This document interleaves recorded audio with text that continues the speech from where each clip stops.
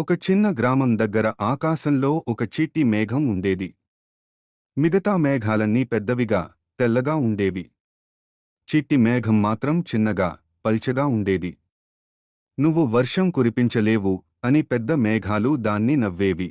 చిట్టి మేఘానికి చాలా బాధ వేసింది. నేను ఏదైనా మంచి పని చేయాలి అని అనుకుంది. ఒకరోజు ఆ గ్రామంలో భీకరమైన ఎండ. చెట్లు వాడిపోయాయి, పక్షులు దాహంతో అలమటించాయి.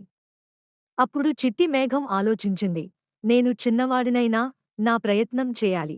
తనలో ఉన్న కొద్దిపాటి నీటిని గట్టిగా కదిలించి చిన్న చిన్న చినుకులు కురిపించింది.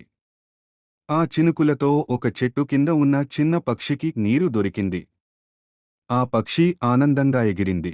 ఆ చిన్న వర్షాన్ని చూసిన పెద్ద మేఘాలకు అర్థమైంది, పరిమాణం కాదు, మనసే ముఖ్యం అని. అన్నీ మేఘాలు కలిసి వర్షం కురిపించాయి. గ్రామం మళ్లీ పచ్చగా మారింది. చిట్టి మేఘం గర్వంగా నవ్వింది. నీతి: ఈ కథలోని నీతి: మన ప్రయత్నం చిన్నదైనా మనసు పెద్దదైతే ప్రపంచం మారుతుంది.